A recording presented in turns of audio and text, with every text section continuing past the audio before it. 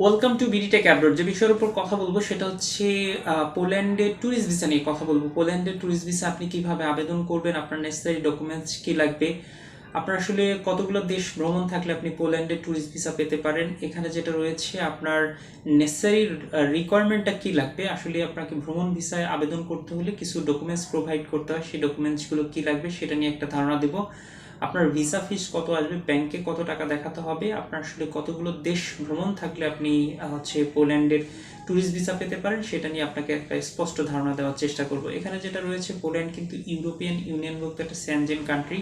বাংলাদেশিদের জন্য অনেক ধরনের ভিসার ক্যাটাগরি ওপেন আছে, যেমন হচ্ছে student visa, work permit visa, tourist visa, visit visa, business visa, family visa, others আরও অন্যান্য ভিসার ক্যাটাগরি কিন্তু ওপেন আছে। আপনি চাইলে যে কোনো ক্যাটাগরি ধরে আপনি কিন্তু পোল্যান্ডে যেতে পারেন। আমরা আসলে মূলত যে বিষয়ের উপর কথা বলবো সেটা হচ্ছে পোল্যান্ডের ট্যুরিস্ট ভিসা নিয়ে কথা বলবো। পোল্যান্ডের ট্যুরিস্ট ভিসা আবেদন করতে হলে প্রথম কাজ হচ্ছে, একজন ট্যুরিস্টার যখন আপনি ভিসার জন্য আবেদন করবেন তখন হচ্ছে আপনার কিছু নেসেসারি ডকুমেন্টস এটা রেডি করা। সেই ডকুমেন্টসগুলো কি আসবে আমরা স্টেপ বাই স্টেপ আপনাদের ধারণা দেওয়ার চেষ্টা করব।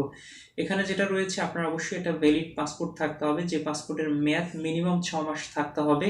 আপনার যদি পুরাতন কোনো পাসপোর্ট থেকে থাকে তাহলে হচ্ছে আপনি নতুন পাসপোর্টের সাথে পুরাতন পাসপোর্টটাকে অ্যাটাচমেন্ট করে সাবমিশন করবেন।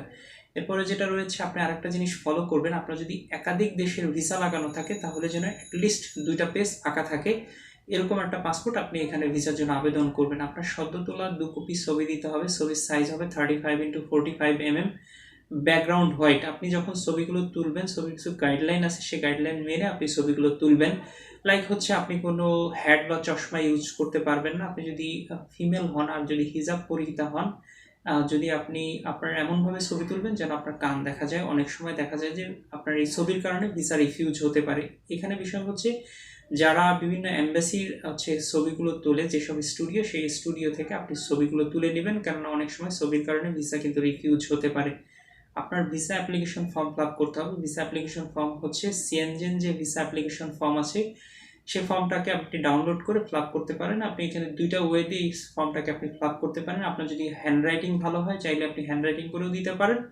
আরেকটা বিষয় হচ্ছে, আপনি এটা যেহেতু ওয়ার্ড ফাইলে থাকে, আপনি এটা হচ্ছে পিডিএফ ফাইলে থাকে, এটা আপনি ওয়ার্ড ফাইলে কনভার্ট করে আপনি এটা টাইপ করে দিতে পারেন। দেখবেন যে ফর্মটা ফিল আপ করার পরে নিচে একটা সিগনেচার অপশন থাকে, সেখানে আপনি আপনার সিগনেচার করবেন। আপনাকে যে জিনিসটি দিতে হবে সেটা হচ্ছে আপনার কাভার লেটারটা প্রোভাইড করতে হবে। কাভার লেটারে আপনার কিছু পার্সোনাল ইনফরমেশন প্রোভাইড করবেন, লাইক হচ্ছে আপনার নাম, পাসপোর্ট নাম্বার, ফোন নাম্বার, আপনার ইমেল অ্যাড্রেস, আপনার যেটা রয়েছে আপনি কি কারণে পোল্যান্ডে ভিজিট করতে চাচ্ছেন সে বিষয়টাকে ক্লিয়ার ধারণা দিবেন আপনার এই হচ্ছে কাভার লেটারের ভিতরে।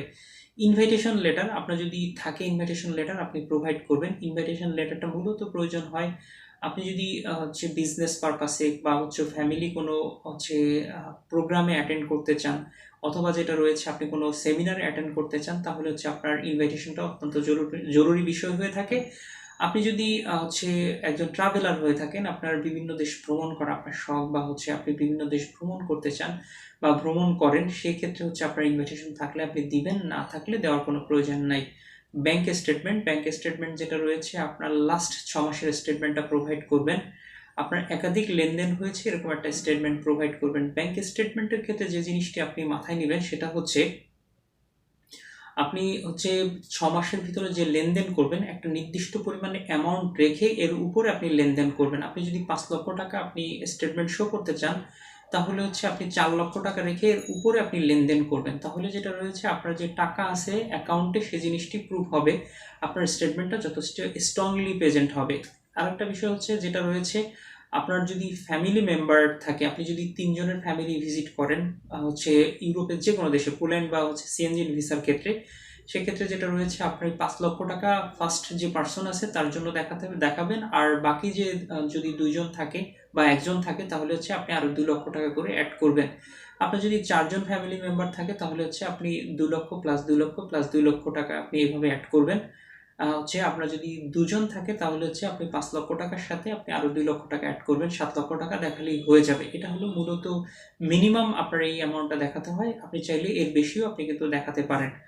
ব্যাংক সলভেন্সি সার্টিফিকেট দিতে হবে। আপনার যে ব্যাংকের যে ব্রাঞ্চের হচ্ছে অ্যাকাউন্ট, সেখানে গিয়ে আপনি সলভেন্সি সার্টিফিকেট চাইলে ওরা কিন্তু আপনাকে সলভেন্সি সার্টিফিকেট দিয়ে দিবে। আপনাকে যে জিনিসটি দিতে হবে সেটা হচ্ছে আইটিনারি দিতে হবে। আইটিনারিটা মূলত আসলে ট্যুর প্ল্যান, আপনি কতদিন থাকবেন, কোন কোন জায়গাগুলো ভ্রমণ করতে চান সেটা নিয়ে একটা পূর্ণাঙ্গ ধারণা দিবেন আপনার আইটিনারির ভিতরে। এরপরে যেটা রয়েছে আপনাকে দিতে হবে প্রুফ অফ ফান্ড, আপনি আসলে কি করছেন, লাইক হচ্ছে আপনার যদি কোনো প্রপার্টিস থাকে, আপনার গাড়ি বাড়ি এফডিআর বা হচ্ছে আদার্স কোনো প্রপার্টিস থাকে, এগুলোকে আপনি ভ্যালুয়েশন করে সাবমিশন করতে পারেন। এই প্রুফ অফ ফান্ডটা ভিসা পাওয়ার ক্ষেত্রে গুরুত্বপূর্ণ ভূমিকা পালন করে, কেননা হচ্ছে ফাইন্যান্সিয়ালি যদি আপনি স্ট্রং না হন কোনো দেশ কিন্তু আপনাকে ভিসা দিবে না। সেজন্য যেটা রয়েছে প্রুফ অফ ফান্ডটা অত্যন্ত যত স্ট্রংলি আপনি প্রেজেন্ট করবেন আপনার ভিসা পাওয়ার ক্ষেত্রে তত গুরুত্বপূর্ণ ভূমিকা পালন করবে। এরপরে যেটা রয়েছে সেটা হচ্ছে আপনার লাস্ট 1 বছরের ইনকাম ট্যাক্সের যে ডকুমেন্টস আছে, আপনি যে ইনকাম ট্যাক্স দিয়েছেন সেই ইনকাম ট্যাক্সের ডকুমেন্টসগুলো আপনি প্রোভাইড করবেন। আপনার যেটা দিতে হবে সেটা হচ্ছে আপ ডাউন একটা এয়ার টিকিটের বুকিংয়ের পেপারস দিতে হবে। আপনি আসলে কতদিন থাকবেন, কতদিন পরে চলে আসবেন সেই জিনিসটি প্রুফ হবে। আপনার আপ ডাউন এয়ার টিকিট আপনার যেটা রয়েছে পোল্যান্ডে যেসব এয়ারলাইন্স আপনি যদি নিজে আবেদন করেন তাহলে যেটা রয়েছে ঢাকা থেকে পোল্যান্ডে যেসব এয়ারলাইন্স ফ্লাইট পরিচালনা করে সেসব ফ্লাইটের থেকে সেই এয়ারলাইন্সের ওয়েবসাইটে গিয়ে আপনি একটা হোটেল হচ্ছে যেটা রয়েছে এয়ার টিকিট বুক করে আপনি এটা সাবমিশন করতে পারেন। আর যদি কোনো আপনি এজেন্সির মাধ্যমে আবেদন করেন তাহলে হচ্ছে আপনার এই ডকুমেন্টসগুলো তারাই প্রোভাইড করবে। আপনার হোটেল রিজার্ভেশনের কপি দিতে হবে। হোটেল রিজার্ভেশনটা হচ্ছে আপনি যেখানে থাকতে চান, পর্তুগালের যে সিটিতে আপনি পোল্যান্ডের যে সিটিতে গিয়ে আপনি থাকবেন সেখান থেকে যেটা রয়েছে আপনাকে যে জিনিসটি করতে হবে সেটা হচ্ছে আপনার একটা হোটেল রিজার্ভেশনের কপি আপনাকে দিতে হবে। সেটা চাইলে আপনার অনেকগুলো অনলাইন সাইট আছে, যেমন হচ্ছে Booking.com বলেন, আরও অন্যান্য সাইট আছে। যে কোনো সাইট থেকে আপনি একটা হোটেল রিজার্ভেশন করে আপনার হচ্ছে এটা সাবমিশন করতে পারেন। এটা মূলত বেসিক ডকুমেন্টস, এই ডকুমেন্টসটা সবার জন্য প্রয়োজন হয়। আপনাকে দিতে হবে আর একটা ডকুমেন্টস প্রোভাইড করতে হবে, সেটা হচ্ছে ট্রাভেল ইন্স্যুরেন্স। এইখানে 30,000 ইউরো সমপরিমাণ ট্রাভেল ইন্স্যুরেন্সের মতো আপনাকে প্রোভাইড করতে হবে। এখানে আপনি হচ্ছে 90 দিনের ট্রাভেল ইন্স্যুরেন্স আপনি নিতে পারেন, 180 দিনের নিতে পারেন। আপনি 90 দিন অথবা 180 দিনের মতো আপনাকে যেটা হয় সেটা হচ্ছে আপনি ট্রাভেল ইন্স্যুরেন্সটা আপনাকে প্রোভাইড করতে হবে। সেক্ষেত্রে যেটা রয়েছে আপনার যদি আপনি 180 দিনের ট্রাভেল ইন্স্যুরেন্স নেন তাহলে যেটা রয়েছে 168 ইউরো থেকে শুরু করে 271 ইউরোর মতো আপনার খরচ হতে পারে। এটা আসলে ডিপেন্ড করে হচ্ছে আপনি কত দিনের জন্য আপনি এই ট্রাভেল ইন্স্যুরেন্সটা নিচ্ছেন সেটার উপর ডিপেন্ড করবে আপনার কস্টিংটা। তার আনুমানিক আপনার 10 থেকে 12,000 টাকার মতো আপনার খরচ হতে পারে এই ট্রাভেল ইন্স্যুরেন্সের জন্য। বাংলাদেশে কিছু অথরাইজ ইন্স্যুরেন্স কোম্পানি আছে, যে কোনো ইন্স্যুরেন্স কোম্পানি থেকে আপনি এই ট্রাভেল ইন্স্যুরেন্সটা প্রোভাইড করতে পারেন। এটা হলো বেসিক ডকুমেন্টস, এই ডকুমেন্টসগুলো সবার জন্য প্রয়োজন, এই ডকুমেন্টসগুলো অবশ্যই লাগবে। এরপরে যেটা রয়েছে আপনার যেটা কাজের ভিন্ন ভিন্নতার ক্ষেত্রে কিছু কিছু আলাদা ডকুমেন্টস প্রোভাইড করতে হয়। যেমন যদি আপনি বিজনেসম্যান হয়ে থাকেন তাহলে যেটা রয়েছে আপনার যে ট্রেড লাইসেন্স আছে এটাকে ইংলিশে ট্রান্সলেট করে নোটারি করে জমা দিবেন, সাথে আপনি আপনার ভিজিটিং কার্ড দিবেন। আপনি যদি বিজনেসম্যান হিসেবে আপনার প্রোফাইলটা সাবমিশন করতে চান তাহলে যেটা রয়েছে ব্যাংক স্টেটমেন্টের ক্ষেত্রে আপনার পার্সোনাল অ্যাকাউন্ট শো না করে আপনি হচ্ছে আপনার যে বিজনেস অ্যাকাউন্ট আছে সেই বিজনেস অ্যাকাউন্টটা আপনি ব্যাংক স্টেটমেন্টের ক্ষেত্রে প্রোভাইড করবেন। আপনি যদি সার্ভিস হোল্ডার হয়ে থাকেন, আপনি জব হোল্ডার হয়ে থাকেন তাহলে হচ্ছে আপনাকে এনওসি দিতে হবে। এনওসিটা মূলত আসলে নো অবজেকশন লেটার, বিদেশ যাত্রায় আপনার প্রতিষ্ঠানের কোনো অবজেকশন নাই, এটা আপনার কোম্পানি বা হচ্ছে প্রতিষ্ঠানের প্যাডে আপনাকে এটা লিখিত আকারে প্রোভাইড করতে হবে। আপনার লিভ লেটার দিতে হবে। লিভ লেটারটা আসলে যেটা রয়েছে ছুটি, আপনি যে ভিসা পাওয়ার ক্ষেত্রে যে আপনার কোম্পানি আপনাকে ছুটি দিবে সেটার জন্য আপনাকে একটা আগে থেকেই আপনার নির্দিষ্ট একটা টাইম অনুযায়ী আপনি লিভ লেটারটা নেবেন। স্যালারি স্টেটমেন্টটা প্রোভাইড করতে হবে, সাথে ভিজিটিং কার্ড দিবেন। আপনি যদি স্টুডেন্ট হয়ে থাকেন তাহলে হচ্ছে আপনার যে স্টুডেন্ট আইডি কার্ড আছে সেই স্টুডেন্ট আইডি কার্ডটা আপনি প্রোভাইড করবেন, সাথে হচ্ছে আপনি লিভ লেটার দিবেন। এটা হলো মূলত বেসিক রিকোয়ারমেন্ট বা হচ্ছে ডকুমেন্টস। এই ডকুমেন্টসগুলো আপনার পুরো রেডি করতে হবে। এর পরবর্তী স্টেপে আপনাকে ভিসার জন্য আবেদন করতে হবে।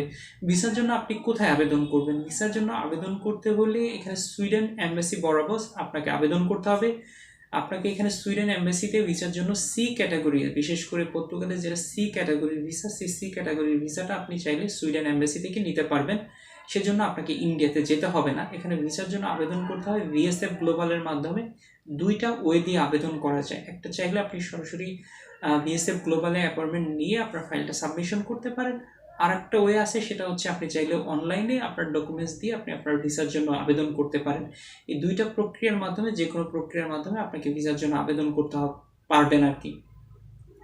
এখন আসেন হচ্ছে ভিসা ফিস কেমন হতে পারে। এখানে যেটা রয়েছে, আপনার যদি পূর্ণাঙ্গ বয়স্ক হন আপনি, তাহলে হচ্ছে আপনার এখানে 85 ইউরোর মতো খরচ হবে। সেটা হচ্ছে বাংলাদেশি টাকায় 7,600 হচ্ছে 80 টাকার মতো খরচ হবে। এটা মূলত আসলে ইউরোর কস্টের উপর ডিপেন্ড করে, রেট যেহেতু আপ ডাউন করে, এক এক সময় এক এক রকম রেট হয়ে থাকে। আপনার ধরেন হচ্ছে 7,500 থেকে 8,000 বা 8,500 টাকার মতো আপনার টোটাল ভিসা ফিস আসতে পারে। এরপরে যেটা রয়েছে, আপনার যদি বাচ্চা থাকে, তাদের বয়স যদি 6 থেকে 12 বছরের ভিতরে হয়, তাহলে হচ্ছে তাদের যেটা রয়েছে আপনার খরচ হবে 45 ইউরোর মতো আপনার এখানে কস্ট হবে। ভিসা প্রসেসিং টাইম কেমন লাগে? ভিসা প্রসেসিং টাইম লাগে 10 থেকে 15 ওয়ার্কিং ডেসের মতো আপনার এখানে সময় লাগতে পারে। এখানে আরেকটা বিষয় হচ্ছে, যদি আপনার ফ্যামিলি আপনার সাথে ভিজিট করে, লাইক হচ্ছে আপনার ওয়াইফ বা বাচ্চা যদি ভিজিট করে, তাহলে যেটা রয়েছে আপনাদের যে ম্যারেজ সার্টিফিকেট আছে, এটাকে ইংলিশে ট্রান্সলেট করে নোটারি করে সাবমিশন করতে হবে। আপনার বাচ্চাদের যে বার্থ সার্টিফিকেট আছে, সেই বার্থ সার্টিফিকেটটাও আপনাকে প্রোভাইড করতে হবে। এখন আসেন হচ্ছে, আপনার কয়টা দেশ ভ্রমণ থাকলে আপনি এখানে ভিসা পেতে পারেন। এখানে মূলত 5টা থেকে 6টা দেশ। আপনি যদি একজন নর্মাল ট্রাভেলার হয়ে থাকেন, আপনি বিজনেস বা হচ্ছে সেমিনারে কোনো অ্যাটেন্ড না করতে চান, শুধু আপনি ভ্রমণ করবেন, ভ্রমণ ভিসার জন্য যদি আবেদন করেন, তাহলে যেটা রয়েছে আপনাকে যে জিনিসটি করতে হবে, 5টি থেকে 6টি দেশ ভ্রমণ থাকলে আপনাকে ভিসার জন্য আবেদন করলে আপনি ভিসা পাওয়ার সম্ভাবনা অনেক বেশি থাকবে। সেক্ষেত্রে যেটা রয়েছে, আপনার হচ্ছে আমাদের আশেপাশে যে কান্ট্রিগুলো রয়েছে, যেমন হচ্ছে ইন্ডিয়া, নেপাল, এই দেশগুলো বাদ দিয়ে যে দেশগুলো আছে, যেমন হচ্ছে আপনি Malaysia, Thailand, Singapore, Vietnam, China, Korea, Japan, এই টাইপের 5টা থেকে 6টা দেশ আপনি ভ্রমণ করবেন। এরপরে যেটা রয়েছে, আপনি ভ্রমণ ভিসার জন্য যখন যদি আবেদন করেন, তাহলে অবশ্যই ইনশাল্লাহ আপনি ভিসা পেয়ে যাবেন। এখন আসেন হচ্ছে, এই হচ্ছে আপনার ভিসার জন্য কিভাবে আপনি প্রস্তুতি নেবেন, আপনার ভিসা ইন্টারভিউতে কী ধরনের প্রশ্ন হতে পারে। এখানে বিভিন্ন ধরনের প্রশ্ন হতে পারে। আপনার আসলে যেটা রয়েছে, আপনার প্রফেশন সম্পর্কে জিজ্ঞেস করতে পারে। আপনাকে যেটা রয়েছে, ভিসা কাউন্সিলরকে মূলত আপনাকে যেটা জিনিসটি টাস্ট করাতে হবে, সেটা হচ্ছে আপনি একজন অরিজিনাল ট্রাভেলার। আপনি গিয়ে হচ্ছে সেখানে থাকবেন না, আপনি হচ্ছে আপনার ভ্রমণ শেষে আপনার দেশে আপনি রিটার্ন করবেন। এই জিনিসটাকে যদি আপনি স্ট্রংলি হচ্ছে প্রেজেন্ট করতে পারেন, তাহলে হচ্ছে আপনি অবশ্যই অবশ্যই অবশ্যই ভিসা পাবেন। কেননা মূলত যেটা থাকে ট্যুরিস্ট ভিসা, প্রত্যেকটা দেশে ট্যুরিস্ট ভিসাটা মূলত সবার জন্য ওপেন থাকে। এখানে বাংলাদেশিদের জন্য অনেক সময় ভিসা না হওয়ার কারণ থাকে যে তারা মূলত এখানে ভালো হচ্ছে প্রেজেন্টেশন দিতে পারে না, প্রশ্ন যেটা ভিসা কাউন্সিলর করে সেটা প্রপার তারা অ্যান্সার করতে পারে না। এ কারণে অনেক সময় ভিসা রিফিউজ হয়। প্লাস হচ্ছে আপনার ডকুমেন্ট যদি প্রপার ডকুমেন্ট যদি না থাকে, তাহলে যেটা রয়েছে অনেক সময় কিন্তু রিফিউজ হতে পারে। আরেকটা বিষয় হচ্ছে, এখানে টোটাল কস্ট কেমন হতে পারে। এখানে মূলত যেটা রয়েছে, আপনার হচ্ছে আইটেনারির জন্য যদি ধরেন হচ্ছে আপনার যেটা ট্রাভেল ইন্স্যুরেন্স, সেটার জন্য 12,000 টাকা। ভিসার জন্য হয়তো আপনার যেটা ভিসা ফিস আছে, সেটা 8,500 টাকা আপনি ধরেন সর্বোচ্চ কস্ট। আপনার আদার্স দিয়ে সব মিলে আপনার হয়তো 20 থেকে 25,000 টাকার মতো খরচ হতে পারে। এই টাকাগুলো কিন্তু মূলত আসলে নন রিফান্ডেবল হয়ে থাকে। যদি আপনি ভিসা রিফিউজ হন, তাহলে এই টাকাগুলো ফেরত পাবেন না। কিন্তু যদি আপনি কোনো ট্রাভেল হচ্ছে কোনো কোম্পানিতে বা হচ্ছে যারা প্রফেশনালি কাজ করে তাদের কাছে গেলে সিএনজি ভিসার জন্য অনেকে আপনার 1 থেকে 1.5 লক্ষ টাকা পর্যন্ত চার্জ করে। এখানে মূলত যেটা থাকে, কোনো হচ্ছে ট্রাভেল হচ্ছে কোম্পানি বলেন বা হচ্ছে ট্রাভেল এজেন্সি বলেন বা কোনো থার্ড পার্টি কিন্তু আপনাকে ভিসা করে দিতে পারবে না। আপনার ডকুমেন্টারি যদি স্ট্রং হয়, আপনার যদি প্রেজেন্টেশন স্কিল ভালো হয়, তাহলে আপনি কিন্তু অবশ্যই ভিসা পেয়ে যাবেন। সেক্ষেত্রে যেটা রয়েছে, একটা ট্রাভেল ইন্স্যুরেন্স আপনি যদি ফার্স্ট টাইম অ্যাপ্লাই করেন, তাহলে হচ্ছে তারা আপনাকে কিছু বেসিক ডকুমেন্টস দিয়ে আপনাকে সহযোগিতা করতে পারবে। যেমন হচ্ছে আপনার আইটিনারিটা তারা সুন্দর করে প্রেজেন্ট করতে পারবে। তারপরে যেটা রয়েছে, আপনার ভিসা অ্যাপ্লিকেশন ফর্মগুলো তারা ফিল আপ করে দিবে। আপনার যেটা থাকে হচ্ছে, যেটা রয়েছে আপনার এয়ার টিকিটের বুকিংয়ের পেপারসটা তারা অ্যারেঞ্জ করে দিবে। অর্থাৎ হচ্ছে আপনার ডকুমেন্টারির ক্ষেত্রে আপনার হয়তো সুন্দর করে তারা সাজিয়ে গুছিয়ে সাবমিশন করতে পারবে, এতটুকুনি তারা কাজ। কিন্তু ভিসা দেওয়ার এখতিয়ার কিন্তু কারোরই নাই। ভিসা নিতে হলে আপনার ব্যাকগ্রাউন্ড প্লাস হচ্ছে আপনার ফাইন্যান্সিয়াল কন্ডিশন প্লাস হচ্ছে আপনার যদি প্রেজেন্টেশন স্কিল ভালো হয়, আপনি অবশ্যই অবশ্যই ভিসা পেয়ে যাবেন। সেক্ষেত্রে যেটা রয়েছে, আমরা যে পুরো গাইডলাইন আপনাদের দেওয়ার চেষ্টা করলাম, কি কি ডকুমেন্টস লাগবে, তারপরে যেটা রয়েছে এই ডকুমেন্টসের লিস্ট আমি আমার ভিডিও ডিসক্রিপশন লিঙ্কে আপনাদের জন্য দিয়ে দিব। আপনারা এখানে সুইডেন অ্যাম্বাসির হচ্ছে পুরো ইনফরমেশন দিয়ে দিব, প্লাস হচ্ছে ভিএসএফ গ্লোবালের ডিটেলসটা আমার ভিডিও ডিসক্রিপশন লিঙ্কে থাকবে। আপনারা চাইলে নিজেরাও কিন্তু ভিসার জন্য আবেদন করতে পারেন। তাহলে হচ্ছে আপনার খরচটা অনেক কমে আসবে। আপনার হোটেল বুকিং বলেন, তারপরে যেটা রয়েছে এয়ার টিকিট বলেন, এগুলোর জন্য কিন্তু কোনো খরচ হয় না। এগুলো আপনার এমনিতেই অনলাইন অনেক সাইট আছে, যেকোনো সাইট থেকে কিন্তু নিয়ে নেওয়া যায়। সেজন্য যেটা রয়েছে আপনারা নিজেরাই ট্রাই করেন, তাহলে অবশ্যই ভালো হবে। আর সেক্ষেত্রে যেটা রয়েছে, আপনি যদি ট্রাভেল ইন্স্যুরেন্স দিয়ে ট্রাভেল কোম্পানি দিয়ে ট্রাই করেন, তাহলে অনেক সময় ভিসা রিফিউজ হয়ে গেলে আপনার একটা ভালো একটা অ্যামাউন্ট লস হতে পারে। আর যেটা থাকে, যদি আপনি নিজে ট্রাই করেন, তাহলে হয়তো আপনার 25 থেকে 30 হাজার টাকার মতো খরচ হতে পারে। আজকের ভিডিওটি এই পর্যন্তই শেষ করব। যদি ভিডিওটি ভালো লেগে থাকে, আপনি একটা লাইক দিতে পারেন, কমেন্টস করতে পারেন। অন্য কোনো বিষয়ের উপর যদি আপনার জানা থাকে, সেই বিষয়ের উপর আপনি কমেন্ট করতে পারেন। আপনাদের আরও তথ্য দিয়ে আমরা সহযোগিতা করার চেষ্টা করব। সবাইকে অসংখ্য ধন্যবাদ।